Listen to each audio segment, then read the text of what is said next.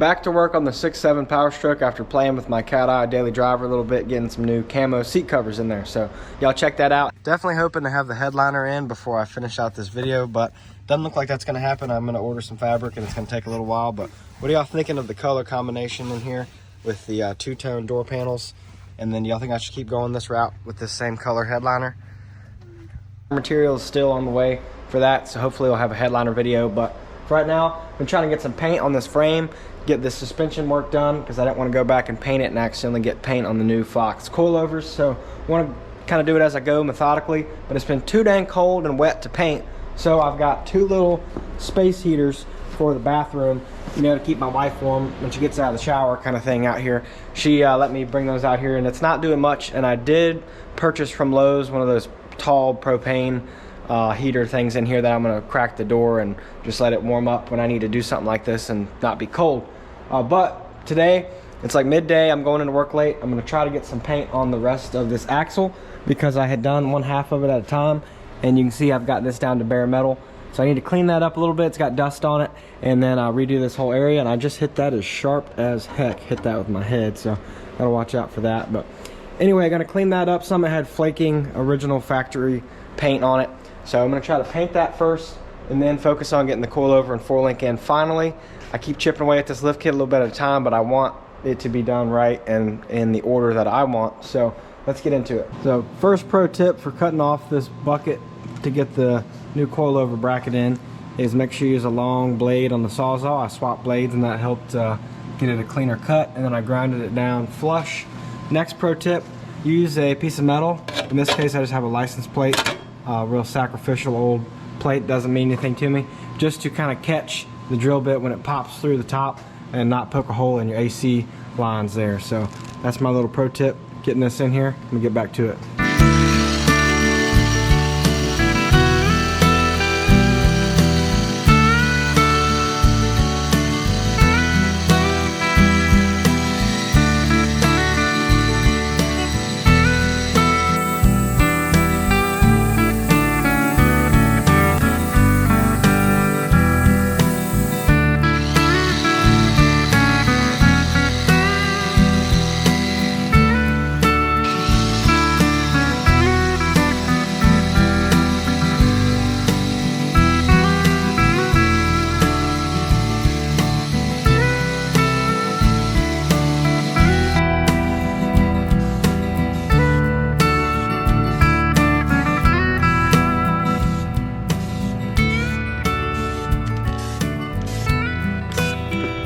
Black axle now. So with the temp being a little cold and everything, and my can being an old can that I've reamed out the top of a couple times, it's a little bit textured, but I'm happy with the coverage and it being black and everything.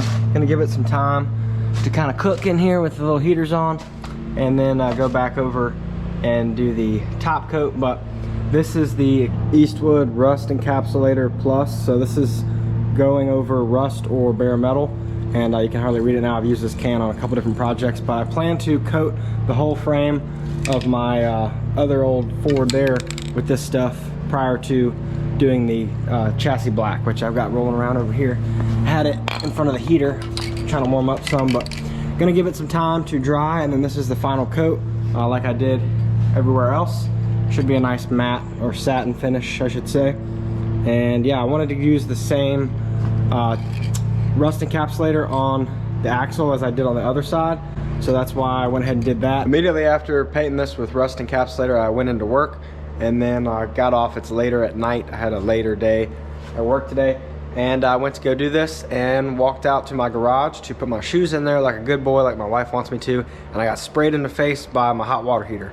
So the expansion tank, it's like a 2-gallon thing that screws on to the pipe, had a rusty hole in it and was spewing right in my face, and I went out there. It was right like as soon as I opened the door.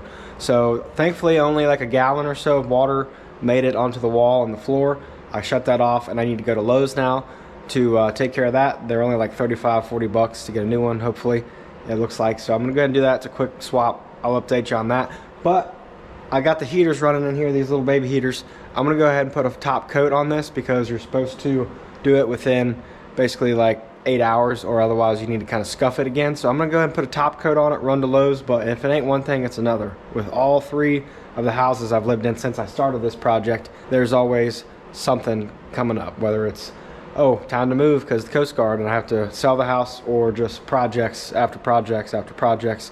Can't catch a break, but I'm gonna get back to it. Still gonna finish this paint tonight, and then I'm gonna leave it and go in, take care of that hot water heater. You can see as I came out my door, there's the expansion tank that's got a rusty hole in it, and I just taped it while I had the pressure kind of relieving off there. That was spraying all over this box and right in my face. So good thing I came out here to put my shoes in the old shoe bin here, unlike my wife who tells me to put my shoes away. I'll call her out right now. But you can see I got water down here where this is spraying all over the wall. So I'm gonna get this replaced. Just bought one for $35 at Lowe's, and then I'm gonna go ahead and turn the water back on, do the thing there, and be done with that. Black on black, it all looks the same.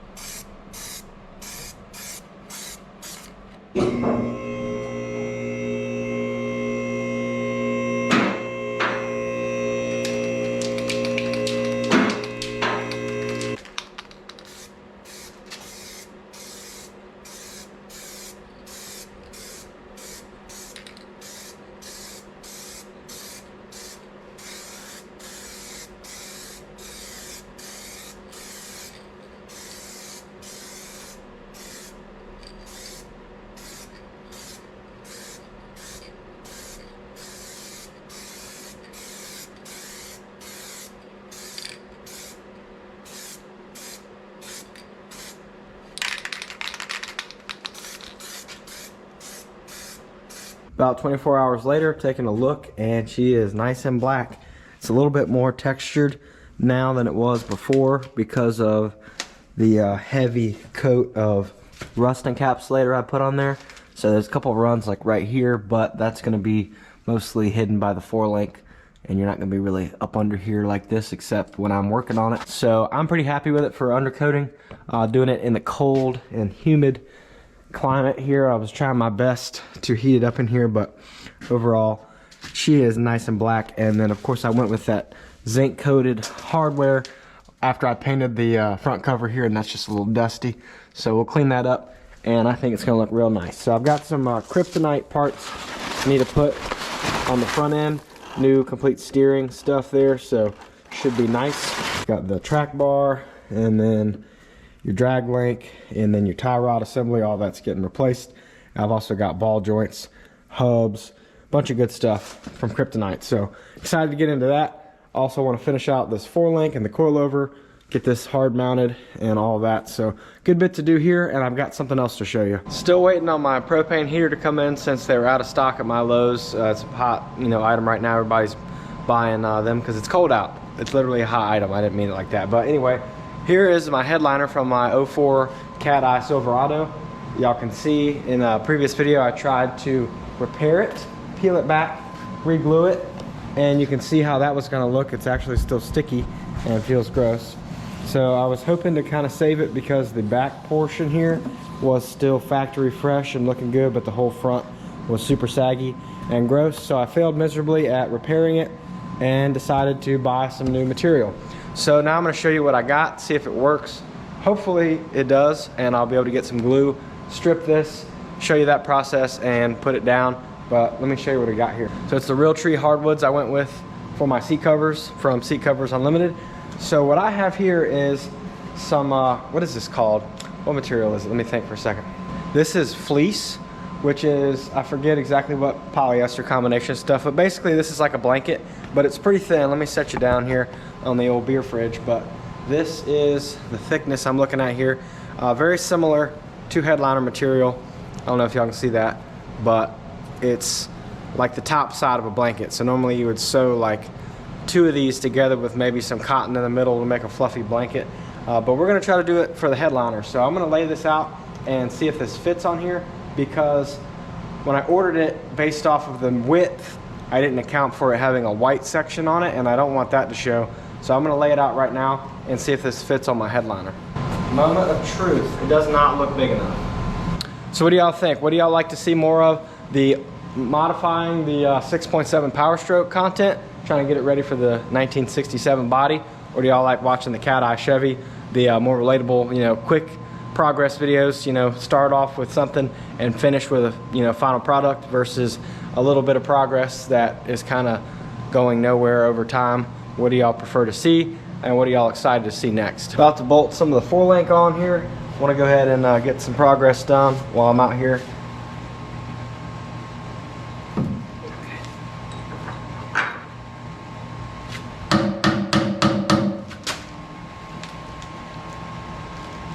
There we go. Let me hold that.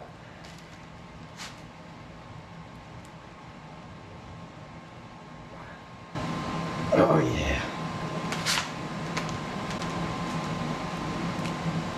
There we go. That looks good.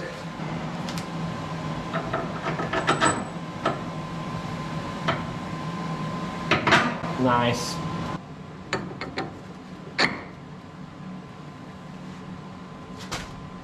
Need to lift up the axle a little bit, I think, for that one. So give it the old clickety clack, maybe. All right, I've been trying different angles and haven't quite got these two holes to line up yet because my axle's sitting a little funny here. So I'll try this out. Now, if I do this too much, this truck can fall right off the lift. So gotta be careful with that. Be aware of your surroundings. Let me take a look how that's looking. Now that I've got support on that, I think I'm going to do away with this while I can, because this is kind of in my way. So we'll do that too. Just about got it. So once I get this lined up, the bottom one should line up pretty easy because I'll have the axle leveled. So on the top one, these posts go up, grease fitting goes down. On this one, grease fitting goes up so it doesn't get caught on a rock. That is tight. There we go.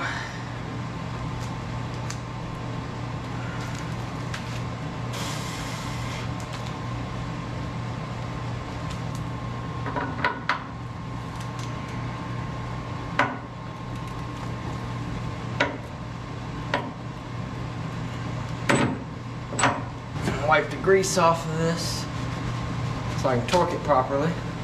So those are loose. One bolt left. How's this one gonna do for me?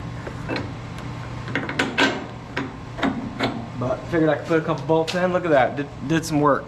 All right, those are all loose.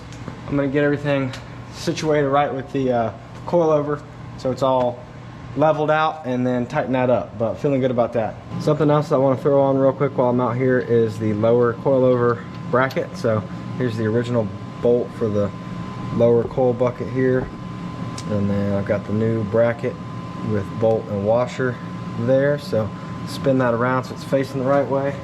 It's going to go just like this, and we'll get that tightened down, and then the coilover goes in, and then you tighten up the upper bracket because getting the coilover bolts apparently a pain with that top bracket tightened in according to the instructions. And I'll check the torque on that, make sure she's getting tight. 75 foot-pounds it says. Let's see if we ugga-dugga it past there. Nope. Had like a hair of a turn there. Alright, it's the next day and I'm out here looking at the truck again, ready to put this coilover in, and I'm really excited to get this done and start stealing the steering off of it because I have kryptonite upgraded parts for it, and I'd like to use these perfectly fine, maybe a little bit worn out, 100,000 mile, been in a wreck, front end parts to put on my old bump side Ford, because this stuff is way beefier than my 1970s stuff that I've got there. So I want to see, I've been kind of measuring if I could potentially use the drag link and the tie rod assembly from this truck, because I'm not going to use them at all. Once I replace this stuff with kryptonite, I'll just have it sitting around, and it's pretty beefy, pretty solid. I'm hoping I can modify my like 1977-ish axle to receive this, because I already have disc brakes on that. It's a pretty, you know, good axle for the swap I'm doing, but the steering is like toothpicks compared to this stuff. So I'd like to swap this, maybe even use a Super Duty type power steering box. So we'll see what happens with that. It's kind of a hodgepodge of stuff at this point, but I'd like to make it work with the good parts I have instead of spending a bunch of money on a conversion kit. So we'll get into this coilover, and I'll get back to that once I start taking some steering stuff off. Got my adjustable parts holder / oil filler there.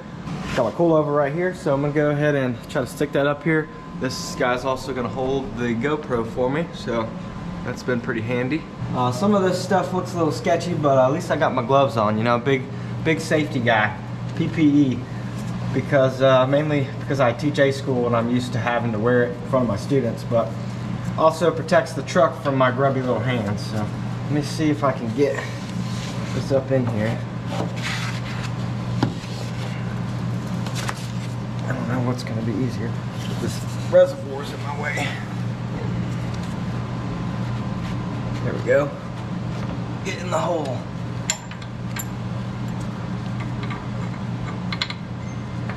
Who's texting me at a time like this? Well, I'm not lined up anymore, for one thing. Directions said this is a tight fit. They're not wrong. Bolt is straight at the hole. I just got to get this hole to line up with that hole and we'll be in. Oh, it's doing stuff. And get where y'all can see it. Oh yeah, oh yeah.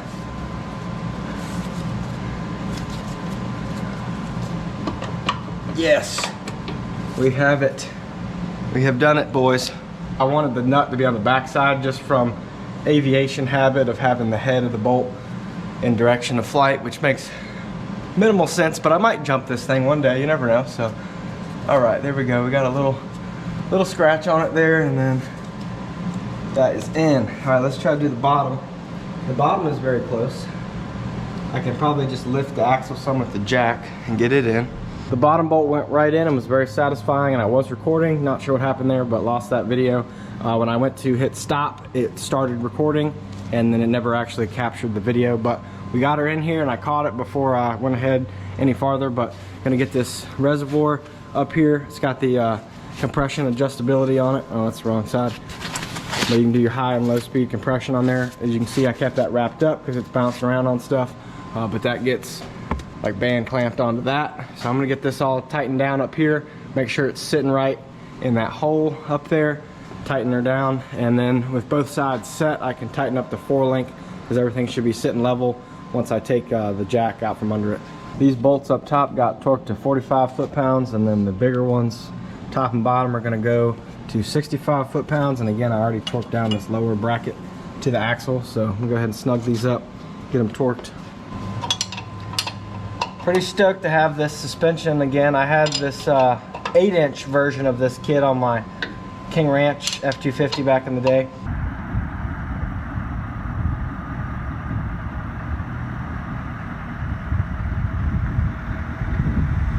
That was stretched up to about 10 inches with the adjustment here. This is a 4-inch kit, so I'm gonna keep it down low and just keep it as low as I can on some 40s or 42s. And make the fenders fit the tires, make it look real off-road ready and not a big mall crawler, so it should be fun. If y'all like this hoodie with the mud grappler tread, check out what we got left on the Grappaholics website, grappaholics.com. I've got new long sleeve shirts in. Don't have a bunch of hoodies left, but there's still some on there. Check out, see if we got your size. Having a 2-post lift for this is so nice. I'm standing up straight right here. I can see everything, can adjust everything. Loving it. Oh, there we go. Okay, let me get those torqued to spec. They're just snug now and get back to you. Got that one to 65.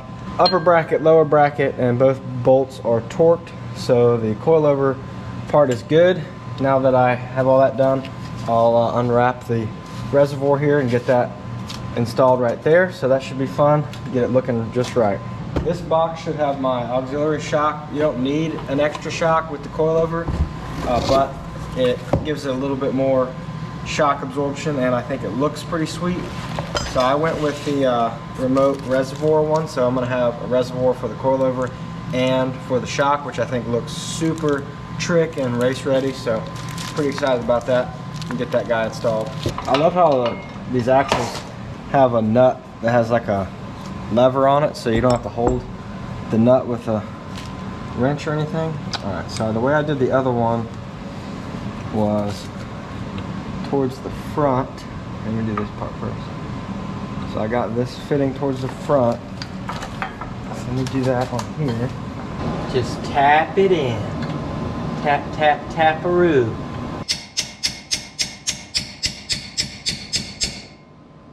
So I'm not going to pretend to be smart, but that fit in there pretty nicely, and I got that most of the way down. Let's see if this will go in now. Oh.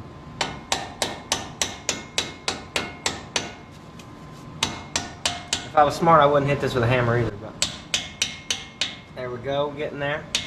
Let me make sure I can get my nut up in there. Nope, I've already gone too far, so that's exciting. All right, try that again. Should be lined up about right now. There we go. An impact's easier on this, but it doesn't fit in here, and then my air ratchet's kind of a pain, so doing it old school.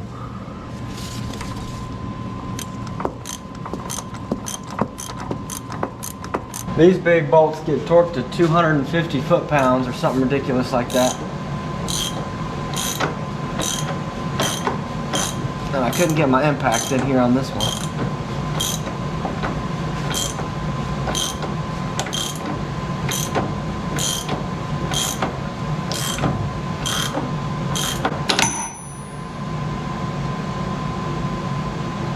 Powder coat test set.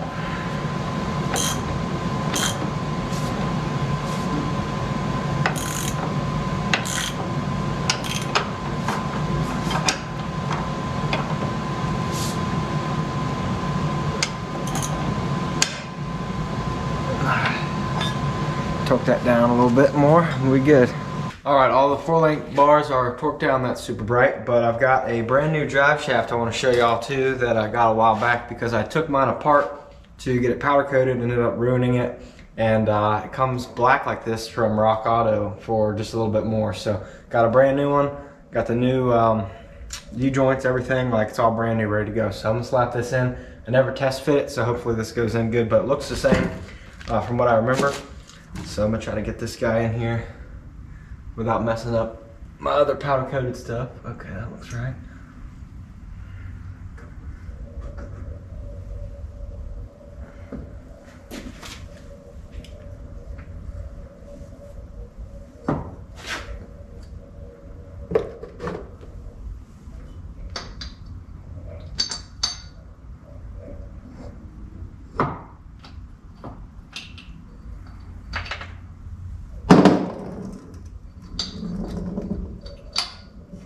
That feels right. All right, got one starting. Yeah, there we go. Okay. Making this look graceful, aren't I?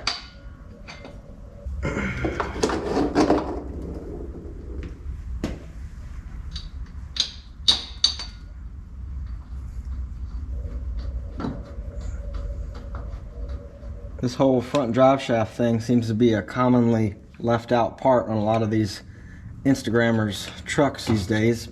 So trying to break the mold a little bit and do something old school and functional. Let me know what y'all think about that so far. Also, this is the new front drive shaft like I mentioned. I took the old one apart to have it powder coated and didn't want to go back together quite right, so went ahead and got this one. And then the rear drive shaft we did successfully take apart and get powder coated, so that looks nice and black as well. And I had my buddy TJ help me out with that. Google told me 65 foot-pounds for this. I don't want to strip this, it doesn't feel right. I'm going to close to it, but not quite there. Yep, that feels like on the verge of stripping, so that's probably 50 foot-pounds if I had to guess. Got the drive shaft and everything torqued down, feeling good about that, and it is like the exact color black as everything else. So I think that looks really nice in here. One thing, you know, a lot of guys powder coat a bunch of different crazy colors, but if you paint it black, it's so easy to touch it up, and I think it looks like factory fresh. So I'm gonna stick with black underneath and then just like fox accents there, and maybe a little chrome here and there, but pretty much just black all underneath. Black drive shafts front and rear. I'll show you the rear drive shaft here that we had powder coated, so it looks just like the front one. You see my overly greased front U-joints there, new seal coming out of the transfer case, and then new U-joints here that me and TJ put in, so feeling good about that. Need to clean up the rear axle. I'm getting rid of these lift blocks and just doing completely new leaf springs here, so I'm gonna keep these old original leaf springs for this truck basically. So I'm gonna get those out probably soon. The next thing I wanna do is work on the steering, but I'm tempted with my ADHD to switch back to the Cat Eye Chevrolet because it's in the driveway ready to go. It just doesn't have a headliner right now, so I wanna get that headliner done, and that might be what I do the rest of the day. So y'all see what we get into. I am confident I have found the best tool you could ever strip a headliner with. I did this real quick last night because most of the time when you strip the headliner, you end up poking holes in it, or you just take forever trying to do it by hand, you know, just scuffing away at it. So getting this foam off is a chore, but it's not so bad, and let me show you why.